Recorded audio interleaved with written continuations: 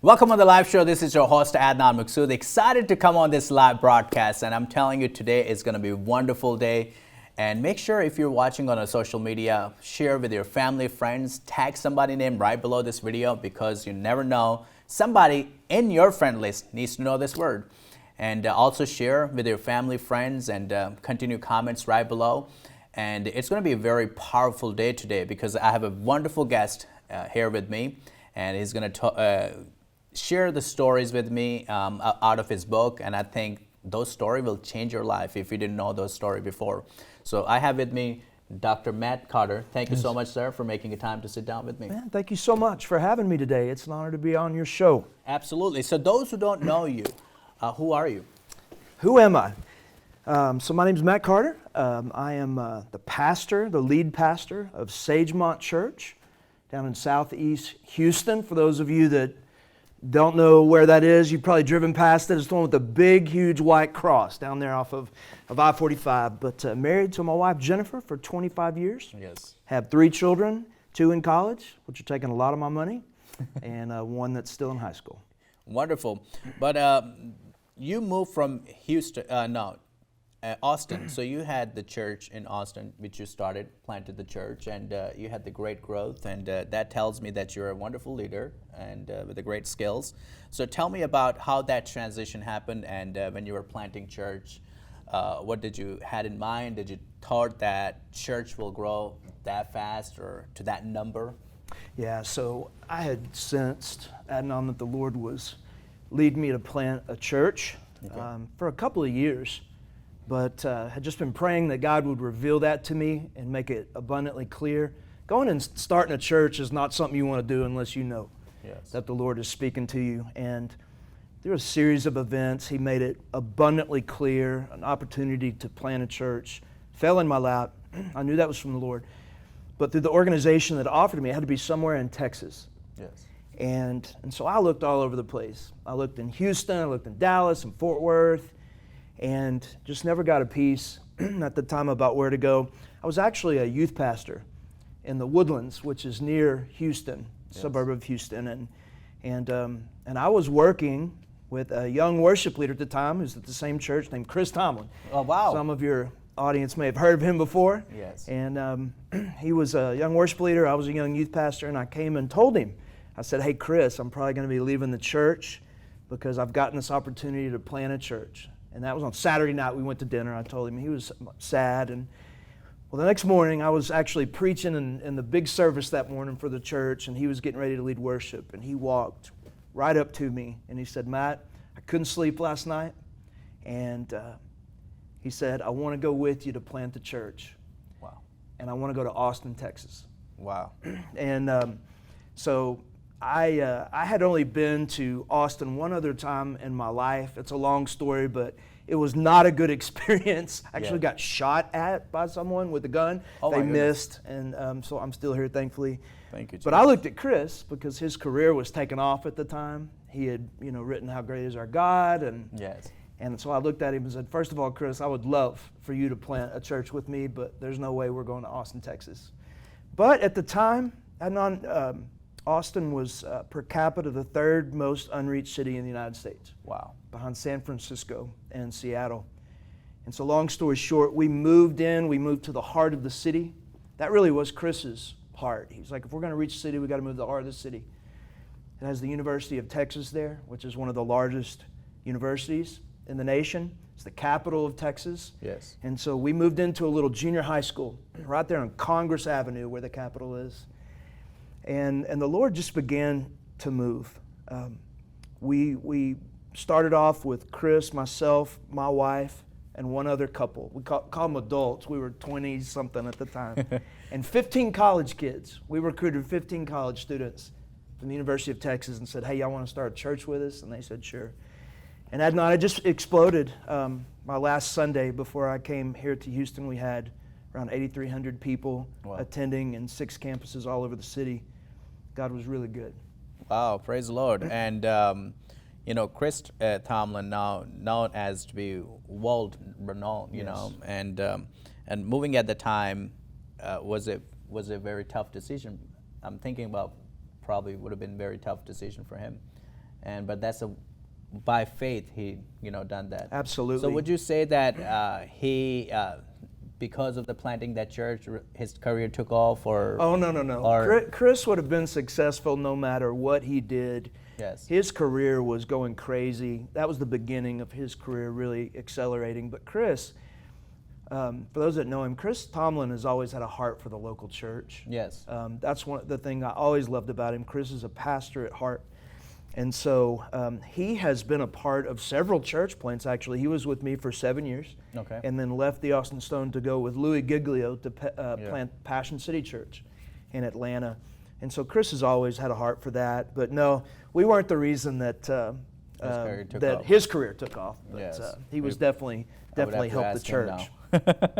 So was that challenging for you to move from Austin to Houston, the church you planned, your baby, right? You planted Yes. from the very humble beginning and then built out to be 8,300 people. It was. Adnan, it's a long story. I think the Lord had really begun to stir in my heart several years ago that maybe He wanted something more in my life. Yes. Now you think, I'm a pastor of a huge church. Yes. We've got 6 campuses. One of the top couple of largest churches in one of the most influential cities in the United States. So I'm set, I'm good. Yes. But I think we always need to stay in the place where our hands are open Yes. to the Lord, no matter what He's done through you already. And so I was doing that. And just at a place in my life where I'm like, God, is this where you want me to stay? And it was about that time I got invited to Houston to speak at a businessman's breakfast here in downtown Houston. Wow. It's about 500 businessmen, and it's loosely affiliated with Christianity. So they would have some pastors come, but it was usually mostly businessmen, sports figures that would come and give a talk on something.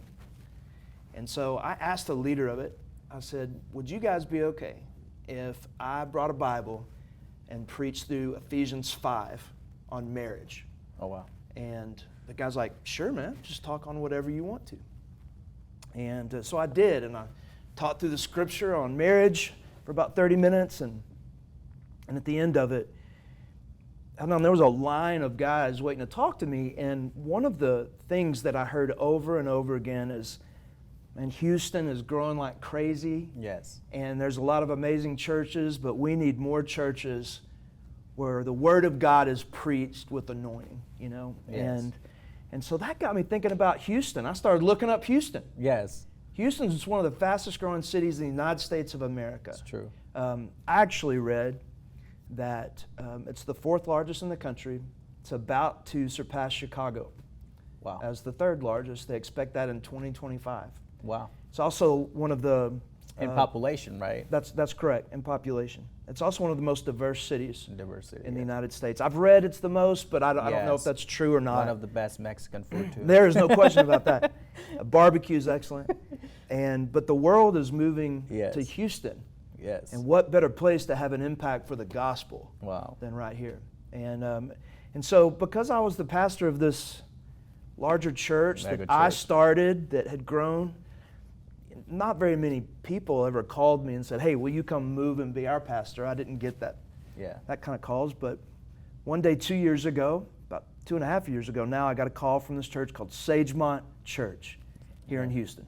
It's the one with the big cross. Yes. Down in southeast Houston. It's a larger church. They run about 6,000 people. Wow. It's a beautiful facility. It's on 50 acres there, right on I-45 on the way to Galveston. And they had one pastor for 53 years. Wow. Named Dr. John Morgan, founding pastor, and he was retiring. And they said, we'd like for you to consider coming and being our pastor. And I went there, and it was just a situation where I was asking God, I need a God moment Yes. for you to show me that I'm supposed to go. Because I'm not going to leave my church that I planted unless you give me a God moment. Yes. And have you ever heard of a God wink? God wink, yes. It's like when it's so clear that the Lord is speaking to you. I was like, God, I'm not going unless you give me one of those God wink. Yeah. And He did. And he made it so crystal clear I was supposed to come that I would have been disobedient not to. And so I said yes, and here I am. Wow, that's powerful. It was a very brave moment of movement, that so many questions that comes and rise in your heart, like, hey, this is the right move, and Sure. for me, for the church, for the family, for financial. There's so many etc. you can, etc. you can bring into the question. But now you're the lead pastor of that church. How's the church is going now? It's going really well. I mean, anytime you have one pastor Yes. for 53 years and the new guy comes in, there's going to be a few bumps. You know? Yes. I had Yes. always heard that churches, when new pastors come in, that the people would say, we've never done it that way before. Yes. Well, I planted my church, and so I never heard that. Yes. Well, I've been hearing it a few times, but it's honestly gone amazingly well.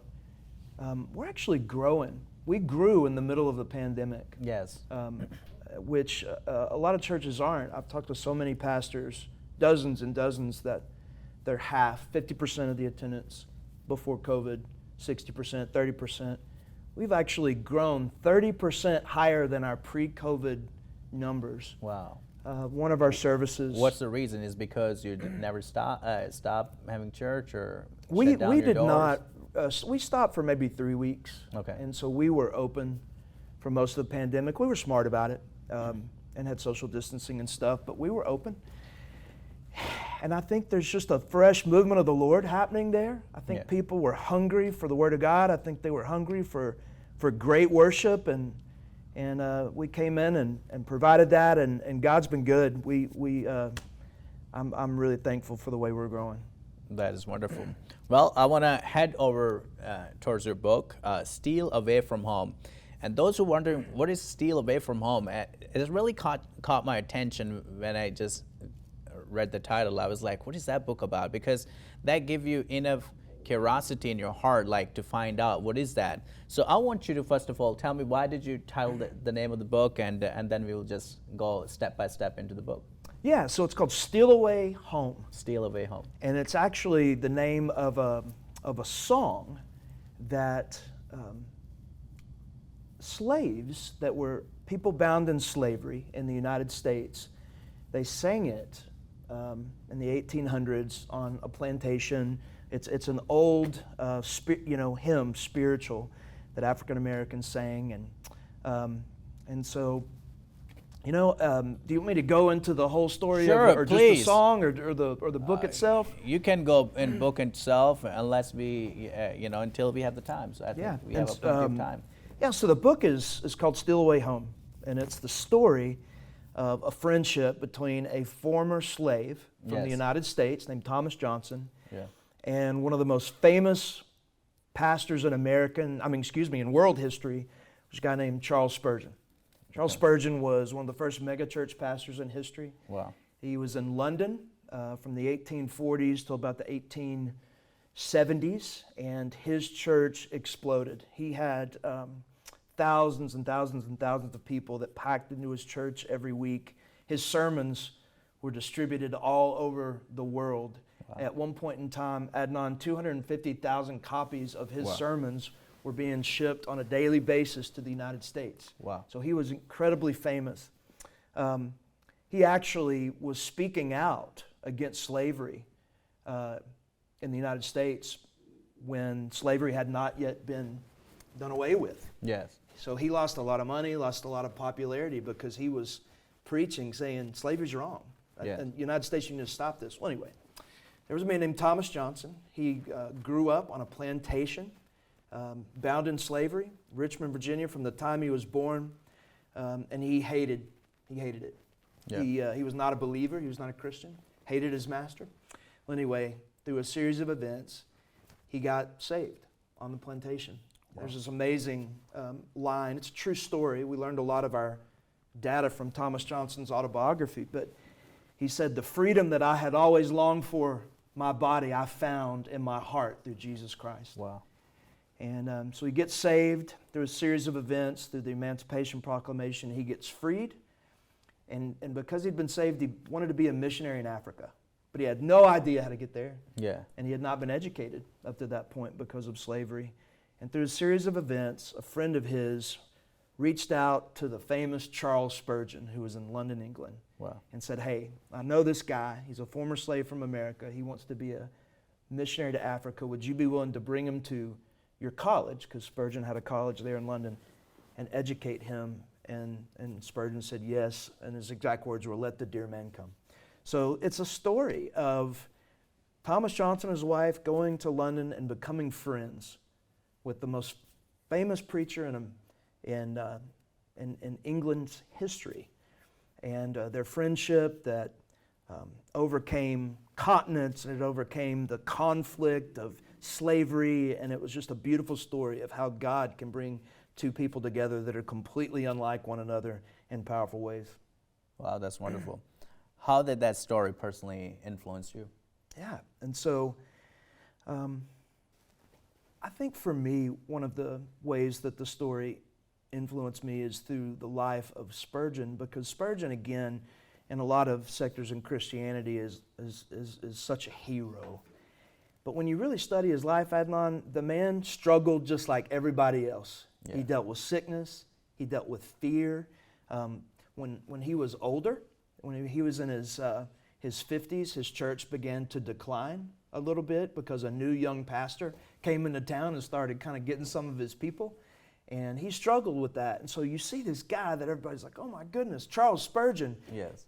But he's real just like you and me. And that was so encouraging as a part of the writing process. Wow, that's powerful. I think if you understand the story, while I was just, checking up your book and all this, and really it's a very daring process, even going through that process of slavery and have hopes. Yes. To be a missionary in somewhere else, because you cannot do it without your master permission, right? That's right.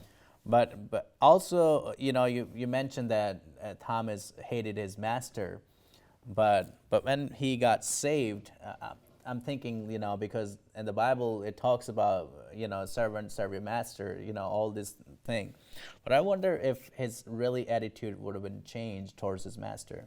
Even it radically changed. Yes. And he was in a very difficult situation. His master was an evil man.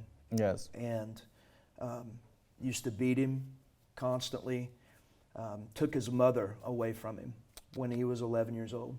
And so there was a lot of hate in his heart towards the guy. Through an amazing series of events, that's where the song Steal Away Home comes in. Steal Away Home. The master would not let his slaves worship. And so they would sneak out in the dead of night and come into one of the quarters, and they would worship together. And they couldn't sing out loud like we get to at church. They'd whisper sing. And They would sing that song, Steal Away Home, Steal Away Home, Steal Away to Jesus, Steal Away Home. But it was on one of these nights that Thomas had been invited to the secret church there on the plantation in the middle of the night that Thomas got saved. He gave his heart to Jesus. It was interesting. He said, I didn't find Jesus. Jesus found me because I wasn't even looking for him. Yes. But there was such a radical transformation in his life. He went from death to life. He went from darkness to light. And he said that he found that he no longer hated this man that had kept him in literal chains for his entire life. He didn't think what the guy was doing was right. Yes. But he no longer hated him. He loved him in Christ. And he began to do everything he could to try to minister to this guy and point him to Jesus along the way. It didn't work, but it definitely changed his heart. Wow, that is phenomenal. And when you mentioned also early in our conversation when Thomas meet the Spurgeon, and when he hears his story, he cries, right? Yes, and so Thomas and his wife, Henrietta, they get on a boat and they go to England. And one of the first days that they're there, Spurgeon and his wife invite Thomas to their house. Yes. And so Thomas and Henrietta go to Spurgeon and his wife's house, and they eat dinner together, which again is a beautiful picture. Beautiful. I mean, this is the late 1860s. Slavery has just been finished in the United States, and here's this beautiful picture of Christ's love, of a black couple and a white couple eating together. Famous and former slave. But anyway, Charles Spurgeon asked Thomas, he said, what was it like to be a slave? Yes. And Thomas told the story, and Thomas told the story of him getting saved and how he snuck out at night and would go to the secret church and whisper sing. And Spurgeon asked Thomas, he said, would you sing me a song? Would you sing me one of your whispering songs? Yes. And so Thomas and his wife Henrietta began to sing this old spiritual, Steal Away Home. Steal away home to Jesus. I ain't got long to stay here. So steal away home. And they whispered it as they sang it. And Spurgeon and his wife just wept as they heard it. It cemented their friendship. That was the night that began a long friendship that lasts to the end of Spurgeon's life. Wow, that's wonderful. And did he ever got to go to Africa? He did. So that was one of the really neat parts of our research is all of Spurgeon's sermons are in books now. We can go and read almost every word that he ever preached. They've been published. And so I knew the timeline that Thomas Johnson was there in England. Remind me to tell you the story about the painting too.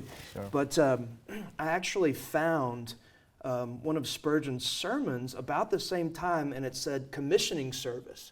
Wow. I'm like, what is this? And sure enough, it was Spurgeon's sermon that he preached on the night at church that they commissioned Thomas Johnson and Henrietta to go to Africa. And so they sent him to Africa. Thomas ended up being able to witness to the king of Cameroon. Wow. And Thomas's wife unfortunately died while they were over there. But he did. He took the gospel to Africa and stayed there a few years. Ended up coming back and becoming a pastor in the United States. Wow, that is, I think that overall, that is a phenomenal story. That story is like, it's very hard to overlook, or marginalize, because this shows the picture of somebody who have struggled in their personal life and held on from the age of 12, you said, and lost the mother. He lost the mother or was taken away? The mother was taken away from him. Taken away. And so that was a practice of that evil institution of slavery. A master would sometimes separate family members and sell off people to other parts of the country, and it was horrible. So his mother was taken away from him at a really early age. Yes, wow, what a broken heart. I think sometimes brokenness it makes you either bitter or better. There's no question. Yes, so I think I can only imagine, because I can never understand, what he probably went through, but his probably pain or brokenness made him whole in Christ, because when he found Christ, that made him whole, and that's would have been amazing moment for him to know Christ, and then knows that no matter what, through Christ I'm made whole, and in him I'm complete, and everything that what I have struggled with is gone now, because when he would have, because of Christianity is not about good words and all this, it's because of Christ was broken on the cross for us. That's it's right. just what he done for us, and that's really brought us together. But I want to take the moment and get you to 1 minute, speak right into the camera, and encourage somebody. Anything in your heart, very spontaneous. So here, over to you. I would say that exactly what Adnan just said, that you're in a place of brokenness in your life, and you feel the seeds of bitterness coming up in you towards someone, towards some institution, some situation. Well, just like Thomas Johnson, Steal Away Home, Jesus Christ can change that in you. He can give you the freedom from bitterness. He can give you freedom from persecution, even if your body is struggling, even if your situation is struggling. He can give you a freedom in your heart that you could never find on your own. That's the power of Jesus Christ. Well, Adnan, thank you so much for having me on your program. For those of you that are watching, I've had the privilege of spending some time with him today. I want to tell you, he is the real deal. This man loves Jesus. He has a passion for this city. He's got a passion for the gospel, and he's got a passion for you to see you grow in the Lord. And so I'm thankful that you had me on this program. And thank you for watching CTN. It sounds like God is doing amazing things through this ministry. And I really am honored to be a part of this ministry today. And I hope the Lord just continues to bless you and bless what God is doing through this ministry. For those of you that are watching, if you are in the Southeast Houston area, I'd love for you to come check us out at Sagemont Church. You can go to sagemontchurch.org and go to our website. We'd love to have you. It's a phenomenal church that's growing. God is moving. The Spirit is there. We have incredible worship. I preach verse by verse through the Scriptures, and just an exciting place to come and bring your family. Whether you're single, engaged, or have a family, we would love to have you there. And so thank you again, man, for having me on here. I'm excited to be a part of what the Lord is doing here in this place. Wonderful. That's powerful. I want to encourage everybody, those who are watching, please subscribe over CTN Houston YouTube page and share with your family, friends, and tell them about, make sure you watch this show. And also like our page, because we have amazing content, fresh content that comes on our media, our social media platforms, and all other platforms. Make sure you share that and watch. My show comes on CTN Houston every day, Monday to Friday, and we have phenomenal speakers. And there's so many teaching. It's not just only motivational story, but like what God is speaking to the world, whether it's a prophetically or it's a rhema word. But I want to encourage everybody to watch CTN Houston, and thank you so much. God bless you. Have a beautiful day. Before you leave, guys, I just want to say thank you to you for watching CTN Houston. I'm sure you enjoyed my show. But listen, before you leave, I have a request for you. Please make sure you subscribe CTN Houston YouTube channel and Facebook as well. So if you go on to Facebook, just search CTN Houston, and please like, share, comment. I'm sure, listen, I promise you, you're gonna find great content, and that content, that videos, interviews, gonna change your life. You're gonna love it, I promise. God bless you. Have a beautiful day.